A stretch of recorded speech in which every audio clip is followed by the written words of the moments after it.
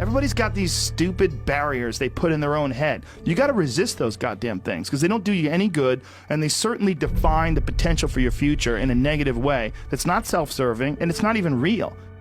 This idea that there's no way to get past the starting block today is just ludicrous. It's crazy. And it's just this poor thinking. And people that are trapped in bad situations, one of the problems is you feel like this is your future. You feel like you're fucked and you can't get out of that. There's no hope. There's no light at the end of the tunnel. There's no rainbow. And if you feel like that, that alone can be incredibly defining and limiting. But if you look at yourself objectively and say, okay, I kind of am fucked here. I'm in credit card debt. I'm working in a shitty job. I don't like what I'm doing, but I have some ideas. I need to feed those fucking ideas. I need to feed them and water them, and I need to set aside a certain amount of time every day to just try to make those things happen. You can do that.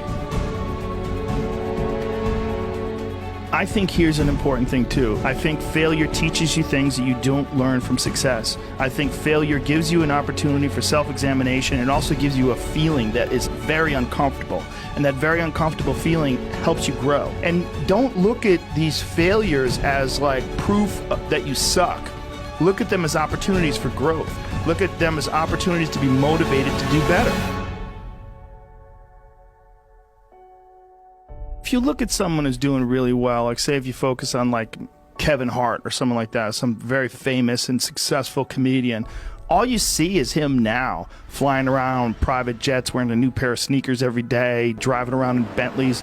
You just see that. You don't see him being a young kid in Philadelphia going to open mic nights. There's a progression that you're not witness to. You don't see it.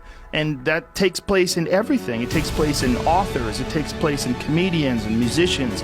There is a starting point, and then with time and focus, and as long as you reevaluate and reassess and constantly objectively look at what you're doing and then pursue it with passion and focus, you get better at things. There's always going to be people that are luckier than you. Some of it is luck, and some of it is courage. Some of it is putting your ass out there. Some of it is trying things.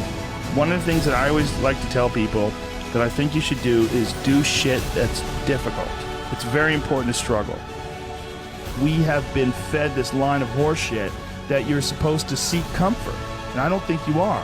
I think you're supposed to seek lessons, and you're supposed to seek difficult tasks and accomplishments, and through those things, and through doing things that are hard to do, even if it's just a fucking 90-minute hot yoga class, this life doesn't have enough of that. There's not enough struggle.